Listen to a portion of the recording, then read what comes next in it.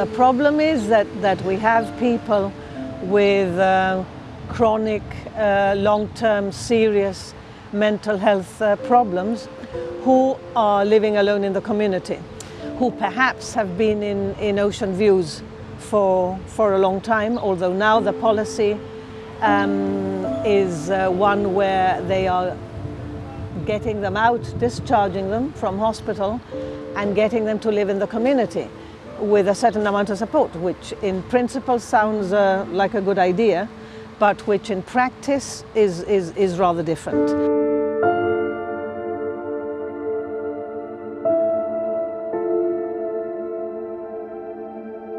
Brian lives, to be honest, in very inhumane conditions.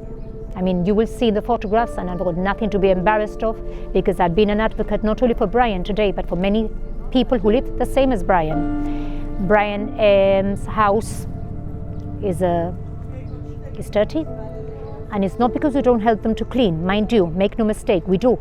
But Brian cannot keep up with the cleaning.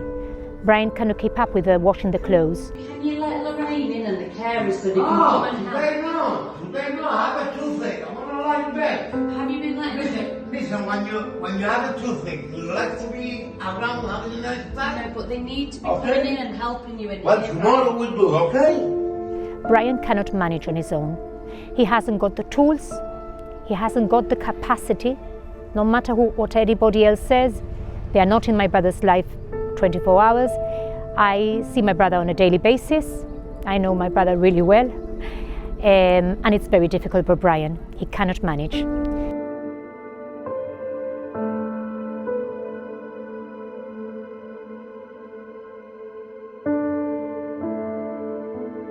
He does have the shower when he wants to, but it's very rarely that he does that. He's inconstant. So if he wets the bed, he doesn't know what to do. He puts the clothes in the washing machine, and that's it. He puts the washing machine on, and that's it. He doesn't take them out, doesn't put them to dry.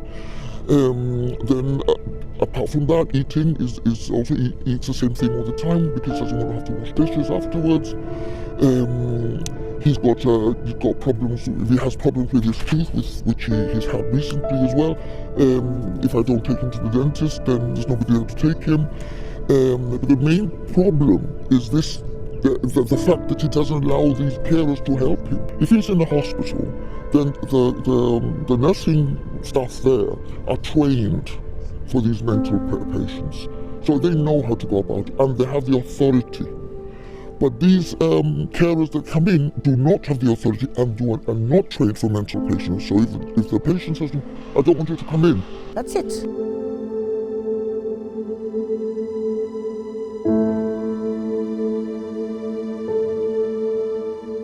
He was up there in the KG5, he was now in and out, running out, and the doctor said that they were going to give me an occasion because he was not bad enough to be up there.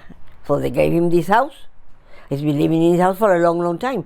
But at the beginning it was all right, but then the problem started. People were going into his house, people knocking at his door, they were taking their food, they were taking his money. He didn't want to go to work. They used to make him, for example, take his clothes off in a group of nights. And many times the police have come here to my house one night, at 2 o'clock in the morning. He said that I put him in a channel in Dockyard. And they bullied him all the time, because that was every day every night, and every day at all hours of the day. I don't think, to say he can live in his own. No puede.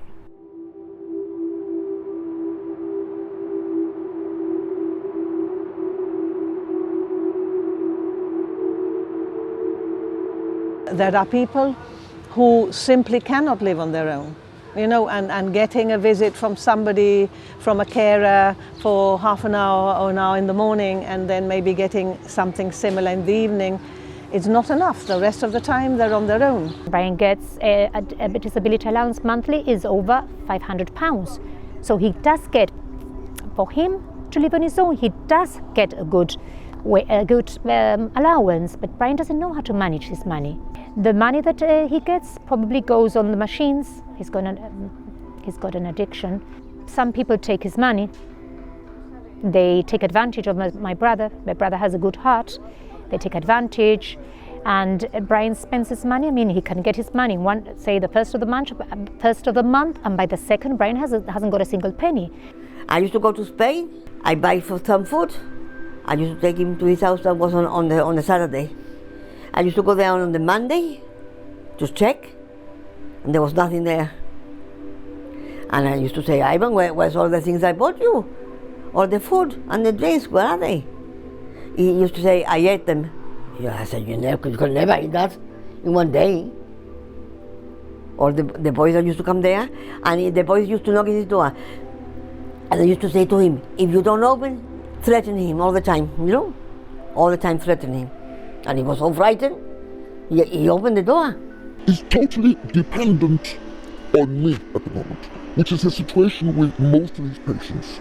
They depend on a member of the family to sort all the problems out for them. And unfortunately, those members of the family are not capable of doing that because they've got other members of the family to deal with. And anyway, they're not. Sometimes you get to the stage where you say, what do I do in this situation, you know? There's nobody to say, no, you have to do this or you have to do that for guidance. So the situation is very, very bad because you would like them to become part of the community. But as things stand in Gibraltar, it's impossible.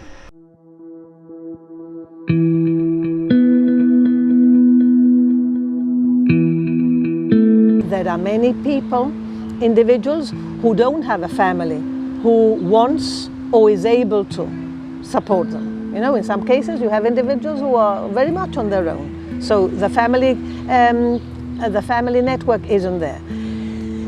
In those cases where you do have some kind of family network, obviously it works better, but you often find that the family network isn't a large family network. It's maybe one or two people who take on the burden of responsibility. And it's a big responsibility. Individuals, other individuals who have somebody in the family who has this problem, they manage, but they manage and with a lot of disruption in their own lives. Sometimes there are days que ha habido una vez al mes que me encuentro que yo no tengo ganas de salir de la casa. I make an effort porque llevo muchas cosas para adelante y yo soy una persona muy fuerte. And I do my meditation, I do my prayers, and entonces me cuido, practico mindfulness, pero porque I have to look at those things to be able to manage también. Porque viviendo con una persona en la familia con esa enfermedad, it takes its toll, te afecta. El que diga que no es mentira, te afecta. La vida te afecta en tu relationship con tu pareja, te afecta en tu relationship con tus hijas y muchas cosas que yo le hablo con mis hijas, and thank God I've got a good family network, tengo un good unit y ellos lo entienden, and they know, tú sabes, porque quieren a mi hermano también, pero es muy difícil, es que no puede tener, tu mente no puede estar completamente 100%, a mí no me da vergüenza decirlo, porque es una vida que es muy dura. Very difficult. Muy mal. Muy mal. Y mi hija lo mismo sufre mucho. Because to see him, you know, the way he was before, what he is now, he cries a lot, eso sí. I feel that he looks very depressed. He's not happy at all.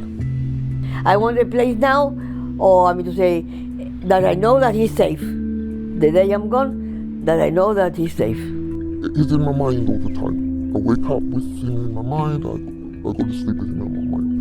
And it makes me very depressed, I don't feel like doing anything. Sometimes my husband says, let's go somewhere, and I go, but I'm already conscious of the fact that I've got to make sure that I can reach him if I need to. You know, it's like having a tie.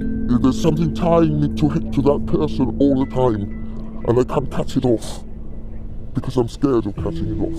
It makes me feel unhappy, insecure, worried, very sorry for the situation he's finding himself in. I remember once I had to leave, I was down for about 3 months, really bad, and I had to cut, but at that time my parents were with him, so at least I knew there was somebody there, and I had to go away, and get away from it for about 3 months, for my own sanity. Because I know people who deal with this kind of problems and they always say the same thing. You've got to be careful because you reach a time where you go under. You don't pull them up, they pull you down and you go under. And then what happens?